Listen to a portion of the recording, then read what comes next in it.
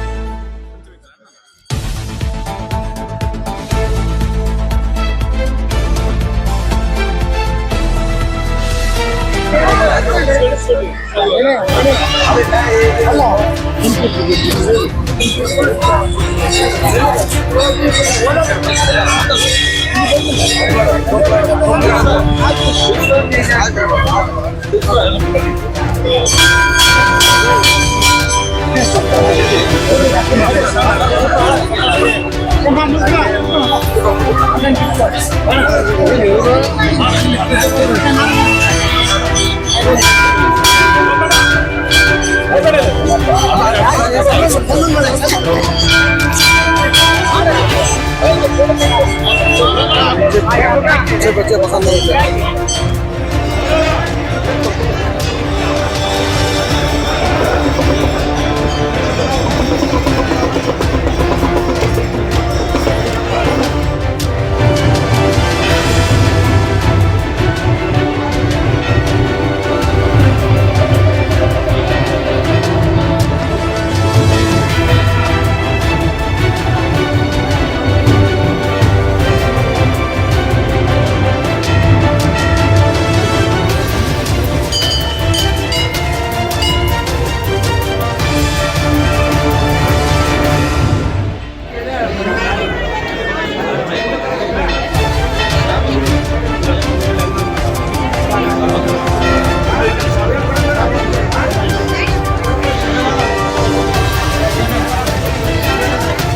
కలిసి జరుపుకుంటున్నటువంటి గర్జలింగేశ్వర స్వామి అలాగే అయ్యమ్మవ్వ దేవి పంచమ బండవ మహోత్సవానికి చేసిన భక్తాదులకందరికీ అన్ని ఊర్ల నుంచి పక్క రాష్ట్రాల నుంచి కూడా వచ్చిన మీ అందరికీ కూడా నేను శుభాకాంక్షలు తెలియజేస్తా ఉన్నాను.